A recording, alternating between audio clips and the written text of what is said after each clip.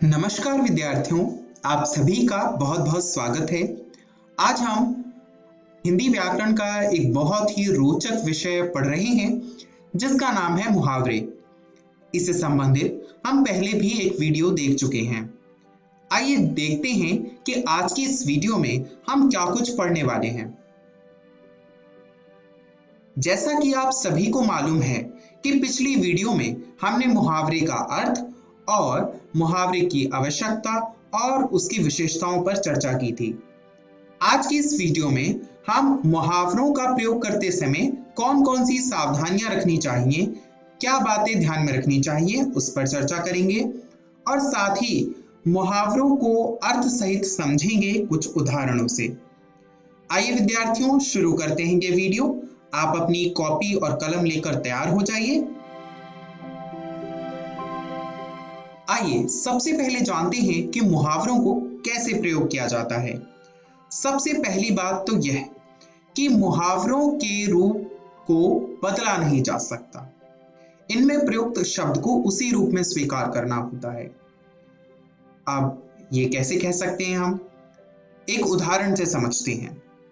पहला है अंग टूटना। यह एक मुहावरा है। अंग टूटने का मतलब है शरीर में दर्द होना, है ना? तो अब इसे हम यह नहीं कह सकते कि शरीर टूटना। यहाँ पर अंग और शरीर जो है वो दोनों ही पर्यायवाची शब्द हैं, पर इन दोनों को हम स्थानांतरित नहीं कर सकते। अंग टूटना जो है वो सही मुहावरा है, जबकि शरीर टूटना गलत। अब आप कहेंगे कि भाई ये तो बिल्कुल विचित्र बात है कि अंग और शरीर दोनों का अर्थ तो एक ही है और फिर मुहावरों में अर्थ का महत्व भी नहीं होता, कुछ और ही अर्थ होता है। तो फिर शब्दों की हेराफेरी क्यों नहीं कर सकते? इसलिए नहीं कर सकते क्योंकि मुहावरों की विशेषता है कि वे कई वर्षों के अभ्यास से हमारी संस्कृति में चली आ रही है। तो उस अभ्यास को तोड़ने का कोई उचित मतलब नहीं होता। इसीलिए मुहावरे के रूप को नहीं बदला जा सकता और इनमें जो शब्द होते हैं उसको उसी रूप में स्वीकार करना होता है।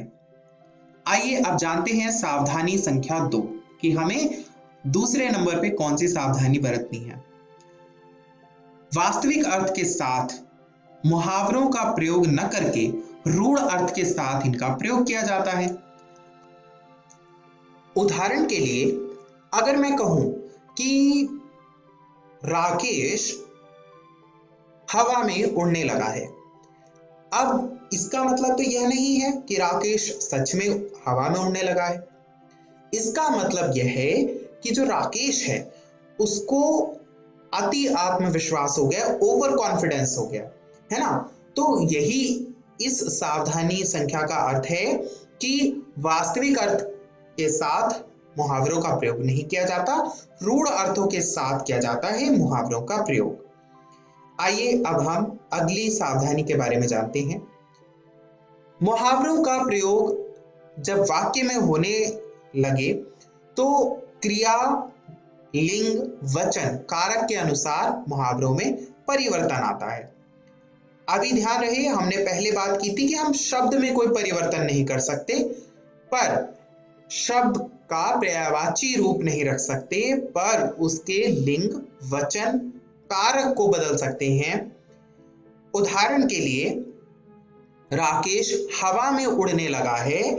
अब हवा में उड़ना ये एक मुहावरा है, पर अगर यही किसी लड़की के लिए प्रयोग किया जाएगा तो हम कह सकते हैं कि वह हवा में उड़ने लगी है। तो यहाँ पर लिंग के अनुसार हमने मुहावरे की क्रिया को बदल दिया।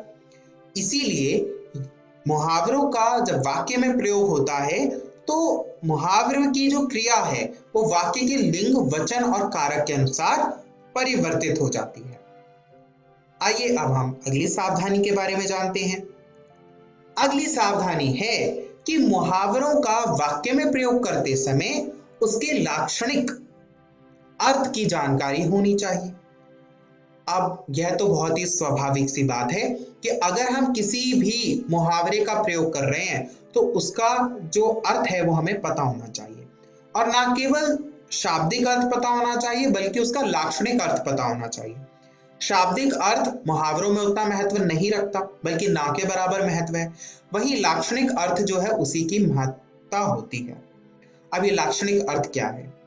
देखिए, जब शब्द के आधार पर ही अर्थ निकाला जाता है तो उसे कहते हैं अभिधार्थ, और जब शब्द का अर्थ किसी लक्षण के आधार पर, गुण के आधार पर निकाला जाता है तो उसे कहते हैं लाक्षणिक अर्थ। तो मुहावरों में लाक्षणिक अर्थ होता है, तो उसकी जानकारी प्रयोगकर्ता को होनी चाहिए कि जिस मुहावरे का वो प्रयोग कर रहा है उसका अर्थ क्या है ना। आइए अब हम अगली सावधानी की चर्चा करते हैं। अगली सावधानी ये है कि मुहावरों का प्रयोग सीमित तथा आवश्यकता अनुसार होना चाहिए। अब अगर हम एक वाक्य लिख रहे हैं और उस वाक्य में हमने मुहावरे का प्रयोग किया, अगला वाक्य लिखा उसमें भी मुहावरे का प्रयोग किया, अगला वाक्य लिखा उसमें भी मुहावरे का प्रयोग किया, इस प्रकार पूरे अनुच्छेद में जितने मुहावरे लिखे हमने उतने ही वाक्य लिख दिए। तो वाक्य कम मुहावरे ज्यादा, और जो भाषा है वो प्रभावशाली होने से अधिक कठिन और बहुत ही अरोचक हो जाएगी, मतलब उसकी रोचकता छिन जाएगी। तो मुहावरे का प्रयोग सीमित होना चाहिए और इतना सटीक होना चाहिए कि जहां पर प्रयोग हो रहा है उस स्थल की अभिव्यक्ति विशेष तौर पर हो, अच्छी स्तर पर हो, मतलब उसका कोई अलग अर्थ ना हो, यानी लक्षणार्थ जो है वो बिल्कुल सही सही बैठ जाए, है ना। आइए अब हम अगली सावधानी की चर्चा करते हैं। अब यह अंतिम सावधानी है जो छठे संख्या पर है ये सावधानी। आइए अब हम जानते हैं ये कौन सी सावधानी है। इस सावधानी में यह है कि इसका प्रयोग लोगों की निंदा, कमियां व दोष दिखाने के लिए नहीं करना चाहिए। देखिए, लोगों की निंदा करना, कमियां व दोष दिखाना एक अलग है और व्यंग करना अलग है। व्यंग करते हैं हम किसी भी व्यक्ति के व्यक्तित्व को देखकर उसकी अच्छाइयां और बुराइयां पहचान कर उस पर कुछ कहना, है ना, और उसके सुधार की आशा होती है उसमें। पर जो निंदा है वो बुराई होती है, वो नकारात्मक भाव है। तो कभी भी हमें मुहावरों का प्रयोग दूसरों को ठेस पहुंचाने के लिए नहीं करना चाहिए। मुहावरे का सटीक प्रयोग वही है जहां पर अर्थ की अभिव्यक्ति के लिए, भाषा को श्रृंगारिक बनाने के लिए मुहावरे का प्रयोग किया जाता है। अन्यथा अगर हम किसी को नीचा दिखाने के लिए, कमतर दिखाने के लिए, उनके कमियों और दोष को दिखाने के लिए, निंदा करने के लिए कर रहे हैं तो वो मुहावरे का गलत प्रयोग है, हमें उस प्रकार का प्रयोग नहीं करना चाहिए। आइए अब हम कुछ मुहावरों को देखकर उसका अर्थ समझने का प्रयास करते हैं। सबसे पहला मुहावरा है आंखों का तारा। अब आंखों का तारा मुहावरे का अर्थ यह है कि अति प्रिय।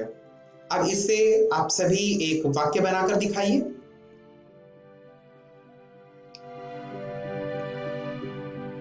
मुझे आशा है कि अब तक आपने वाक्य बना लिए होंगे। आइए स्क्रीन पर देखते हैं, मैंने भी एक वाक्य बनाया है इस मुहावरे का प्रयोग करके। वह है आशीष अपनी माँ की आंखों का तारा है, यानी आशीष अपनी माँ को अति प्रिय है ना। आइए अब हम अगला मुहावरा देखते हैं। अगला मुहावरा है मुंह मीठा करना। अब मुंह मीठा करने का अर्थ होता है खुशी बांटना। अब चलिए मेरे साथ इस मुहावरे का प्रयोग करके एक वाक्य लिखिए।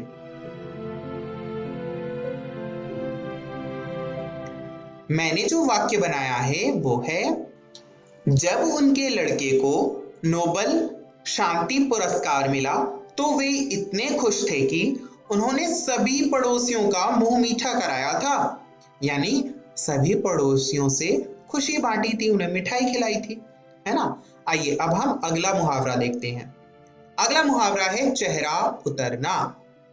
इसका अर्थ होता है उदास होना, और इससे संबंधित वाक्य इस प्रकार बनेगा कि जब श्याम को पता चला कि वो परीक्षा में विफल हो गया है तब उसका चेहरा उतर गया, यानी वह उदास हो गया।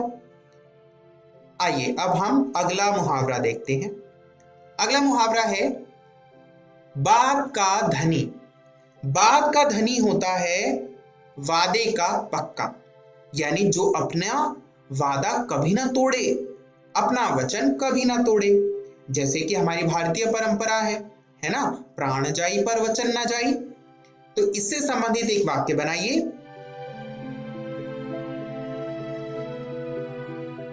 मैंने जो वाक्य बनाया है वो यह है, मैं जानता हूं वह बात का धनी है ना। आइए अगला मुहावरा देखते हैं। अगला मुहावरा है बाल बाल बचना। इसका अर्थ होता है किसी संकट से किसी प्रकार निकल जाना। अब जैसे कभी कभी आप गृह कार्य नहीं करके लाते और मैं आपसे पूछता हूं कि आपने गृह कार्य किया या नहीं, तो आप कभी कभी अपने दोस्तों के पीछे छुप जाते होंगे और आपको डांट नहीं पड़ती, इसलिए आप बाल बाल बच जाते हैं। तो इसी प्रकार आइए इस मुहावरे का एक प्रयोग करके देखते हैं। इसका वाक्य में प्रयोग इस प्रकार होगा, मैंने आज एक आदमी को देखा जो मरने से बाल बाल बचा। अब देखिए यहाँ पे हमने वाक्य में जब प्रयोग किया मुहावरे को, तो इसमें वचन, काल और कारक के अनुसार परिवर्तन हो गया। आइए जानते हैं आज की इस वीडियो में हमने क्या सीखा। आज की इस वीडियो में हमने जाना कि मुहावरों का प्रयोग कैसे करना है। मुझे आशा है आपको मुहावरों का प्रयोग करना आ गया होगा। घर जाकर इसका अभ्यास जरूर कीजिए और इस वीडियो को देखने के लिए बहुत बहुत धन्यवाद। और मुहावरों को याद करना मत भूलिए। अगली वीडियो में फिर मिलेंगे।